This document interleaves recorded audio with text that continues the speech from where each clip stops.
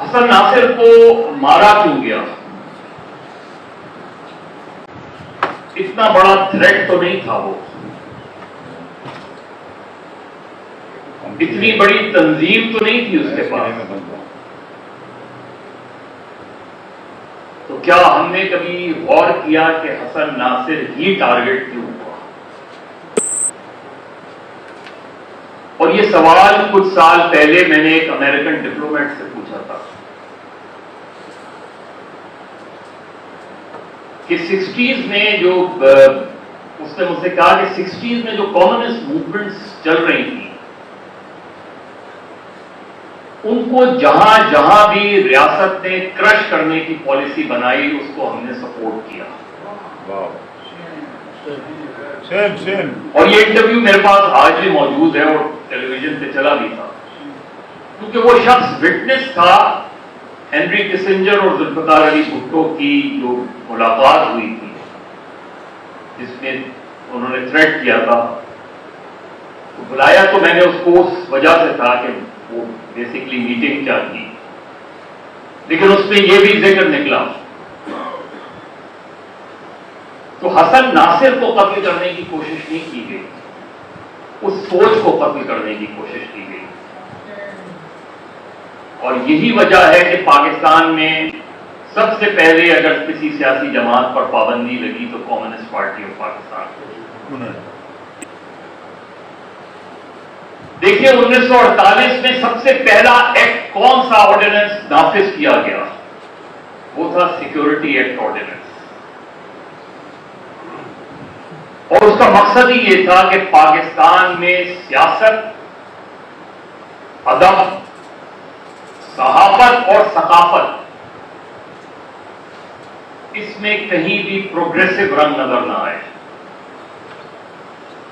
اسی لیے فیض بھی ٹارگٹ ہوا، جوش بھی ٹارگٹ ہوئے، پی ایف یو جے بھی ٹارگٹ ہوئی. اور بہت کم لوگوں کو شاید پتا ہو کہ سب سے پہلے ادبی رسالوں پہ پابندی لگی جن میں نقوش بھی شامل تھا. میں وہی بات کہہ رہا ہوں کہ یہ، اور اس کے بعد میں نے اس وقت کے، کیونکہ وہ آپ کو ایک شوق ہوتا ہے ہسٹری کو ٹریس کرنے کا، تو اس وقت کے جو، اور آج بھی اب وہ ان کی عمر ماشاءاللہ 94-95 ہے، روداد خان سے میں نے یہ پوچھا تھا کہ وہ کیا سوچتی، تو اس نے کہا 2-3 ڈائریکشنز تھی ہمیں. کیونکہ میں، انہوں نے کہا کہ میں کیونکہ پہلے سول سرونٹس میں تھا، جو پہلا بیچ تھا، سب سے پہلے انہوں نے کہا کہ مجھے خیبر پختونخوا میں بھیجا گیا سرخ پوش تحریک کو کچلنے کے لیے. اور یہ بالکل ڈائریکشن تھی. پھر انہوں نے کہا کہ صحافیوں کے بارے میں بہت واضح پالیسی تھی کہ آزادی اظہار نہیں ہونی چاہیے. لیکن حسن ناصر کے کو مارنے سے آج تک کی جو چیزیں ہوئی ہیں اس کو ہم نے کس طرح، میں نے ابھی یہ ڈاکومنٹری کا آخری حصہ دیکھا، شروع کا نہیں دیکھا، مجھے اس میں تبدیلی کیا نظر آئی؟ حسن ناصر پر اسٹیٹ رن ٹیلی ویژن پہ پروگرام ہو رہا تھا. یہ حسن ناصر کی تبدیلی ہے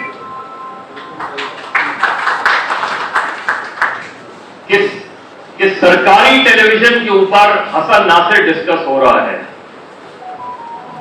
سرکاری ٹیلی ویژن پہ پروفیسر جمال نقوی بیٹھے ہوئے ہیں. ہم اس ڈاکومنٹری کو اور بہت بہتر بنا سکتے ہیں. آج ہم شاہی قلعے کے اس سیل میں بھی جا سکتے ہیں جہاں حسن ناصر کو بند کیا گیا.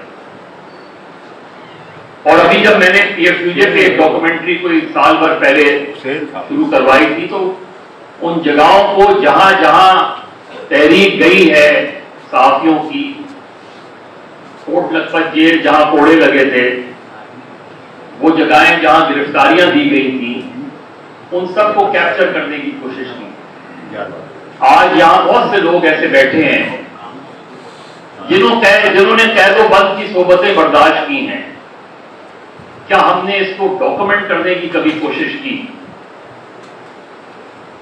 وہ سارے لوگ جنہوں نے جیلیں کاٹی ہیں، ٹارچر سیلز برداشت کیے ہیں، ان سب کو اپروچ کیا جا سکتا ہے، وہ اپنی یادداشتیں لکھیں اور اس یادداشتوں کو چاہے آپ ڈیجیٹل فارم میں لے کر آئیں یا کتابی شکل میں لے کر آئیں، کیونکہ نئی نسل کو ٹارچر کا نہیں پتا۔ نئی نسل نے ریاست کو ایک مختلف انداز میں دیکھا ہے۔ بدقسمتی سے ریاست کا وہ انداز ہماری سیاست نے بھی اپنا لیا ہے۔ اس کے بعد آنے والی سیاسی جماعتوں نے ریاستی نیریٹو کو زیادہ آگے بڑھایا، حسن ناصر کے نیریٹو کو کم آگے بڑھایا۔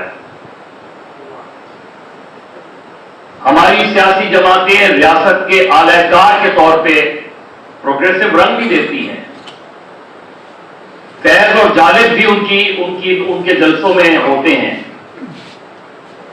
لیکن ان کی پوری سوچ جو ہے اس سے جنرل ضیاء الحق کا بیانیہ تو آگے بڑھ رہا ہے، بائیں بازو یا روشن خیال کا بیانیہ آگے نہیں بڑھ رہا۔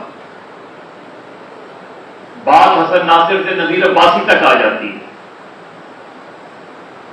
جو حسن ناصر کے ساتھ 60s میں ہوا وہی نذیر عباسی کے ساتھ 80s میں ہوا۔ بالکل صحیح بات ہے، 20 سال بعد۔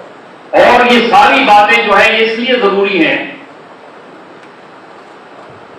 کیونکہ آپ آج سوشلزم کا نعرہ لگائیں گے تو آپ کو واجب القتل بھی قرار دیا جائے گا، آپ کو اور چیزیں، اور آپ کی چاہے سویلین، آپ پچھلے 14 سال سے 15 سال سے اس ملک میں سویلین گورنمنٹ کی ہیں، آج تک قومی سطح پہ حسن ناصر ڈے بنایا گیا۔ پیپلز پارٹی کی بھی گورنمنٹ رہی ہے اور بھی حکومتیں نہیں ہیں، ڈے منانا تو چھوڑے، کوئی پیغام نشر ہوا حسن ناصر کے حوالے سے؟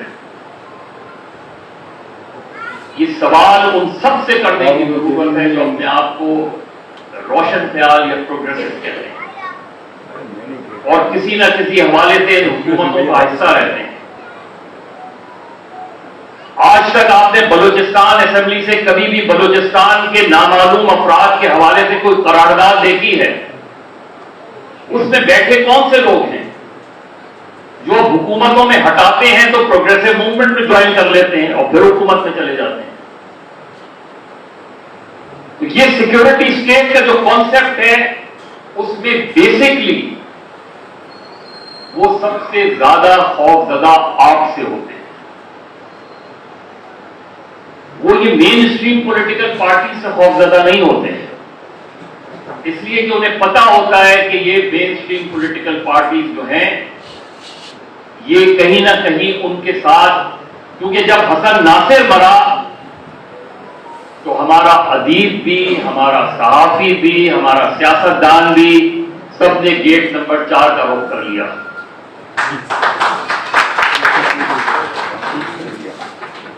ہمیں درباری بھی ملے اور آج بھی درباری ہیں، آج بھی دربار میں جاتے ہیں، حاضری دیتے ہیں، جب بات نہیں بنتی تو وہ آپ کے جلسوں میں آ کے، آپ کی محفلوں میں آ کے روشن خیالی کا سبق دیتے ہیں۔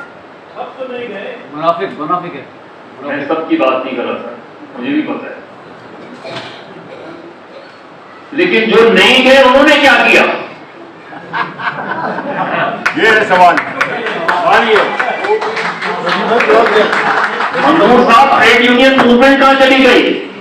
نہیں، کوئی نہیں ماری، معاف کیجیے گا، میرے سامنے کوئی بھی ٹریڈ یونین لیڈر کھڑے ہو کے یہ بتائے کہ اتنے عرصے میں جو ہم خاندانی سیاست کی بات کرتے ہیں وہی سیاست ہم نے ٹریڈ یونین میں بھی لے کر آئے۔ وہی پرانے لوگ، وہی 50 سال سے نئے لوگ کیوں نہیں آگے آ سکتے؟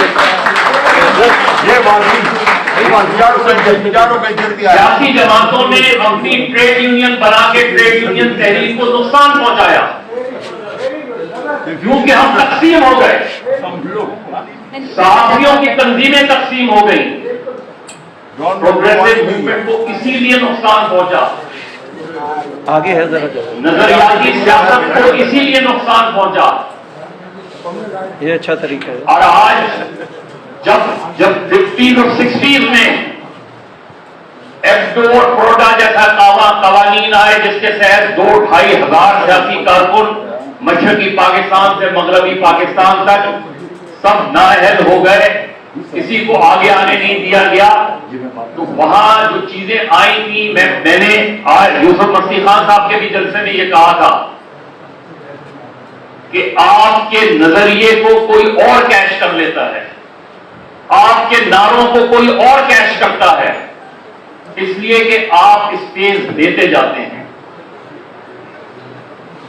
وہی نعرے ہیں, وہی ہیں. آج تو فیض جو ہے وہ جماعت اسلامی کے جلسے میں بھی سنایا جاتا ہے, ابھی گانے سنایا جاتا ہے.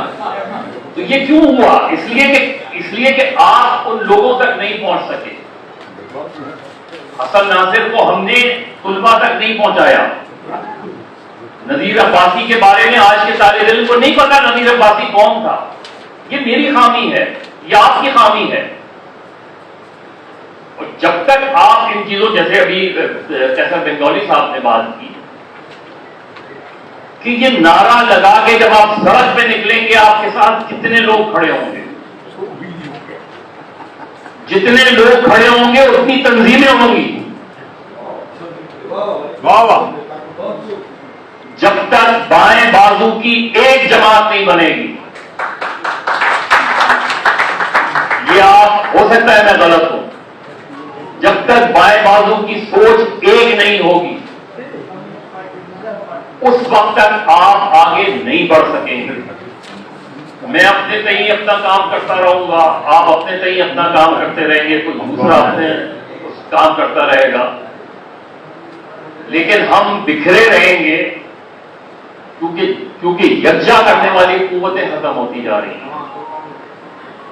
یوسف مسیح خان مرحوم کی زندگی میں اتنے لوگ نہیں آئے جو اس کی موت کے بعد آئے. ہم لوگوں کو ان کی موت کے بعد یاد کرتے ہیں. اگر آپ نے نظریے کو آگے بڑھانا ہے تو پھر شخصیات سے آگے بڑھنا پڑے گا. نظریے کو مضبوط کرنے کی ضرورت ہے. کل بھی مارے جاتے تھے, آج بھی مارے جاتے ہیں. آج آپ خوش نصیب ہیں کہ کوئی ٹارچر سیل میں مارا جاتا ہے تو اس کی خبر سوشل میڈیا پہ تو چل جاتی ہے. حسن ناصر جب مارا گیا تو اس کی خبر کو لیک ہوتے ہوئے بھی بڑا عرصہ لگا, بہت ٹائم کی بات. تو آج تو آپ کے پاس اسپیس اویلیبل ہے. آج جتنی اس طرح کی زمین اویلیبل ہے اتنی پہلے کبھی نہیں تھی.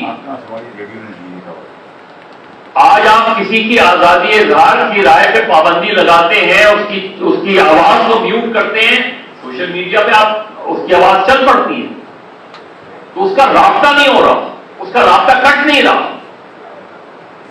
میرا اور آپ کا رابطہ نہیں ہو رہا لوگوں سے, کیونکہ ہمارے بہت سے دوست اس پر برا مان جاتے ہیں. این جی او کلچر سے مجھے بڑی اسٹرانگ ریزرویشن ہے.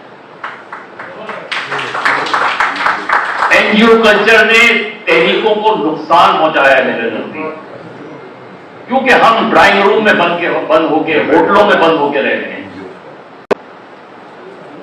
جب تک trade union, student movement, journalist movement یکجا نہیں ہوں گی, جب تک بائیں بازو کی کوئی ایک جماعت کھڑی نہیں ہوگی, اس وقت تک آپ یقین کر لیں کہ آپ کا نظریہ ضرور بہت سی جماعتیں اٹھا کے لے جائیں گی, آپ کے نعرے بہت سی جماعتیں اٹھا کے لے جائیں گی, لیکن جب وقت آئے گا تو وہ اس نظریے پہ ہی کمپرومائز کریں گے.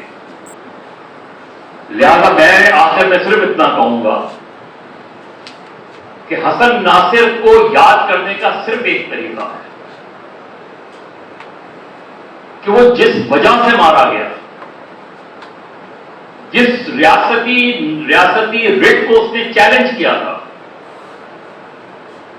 جس سیکورٹی اسٹیٹ کو اس نے چیلنج کیا تھا, طاقت نہ ہونے کے باوجود, جماعت نہ ہونے کے باوجود, اس نظریے کو زندہ کرنے کی ضرورت ہے.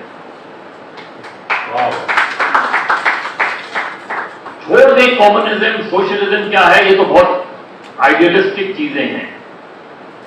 بنیادی چیز کون سا طبقہ استحصال کر رہا ہے اور کون سا طبقہ اس سے متاثر ہو رہا ہے. اس خلیج کو لوگوں تک پہنچانے کی ضرورت ہے. آج جو باہر کھڑا چوکیدار ہے وہ ان پڑھ بھی ہے تو اس کو اسمارٹ فون استعمال کرنا آتا ہے. کیا آپ کا میسج اس تک پہنچ رہا ہے؟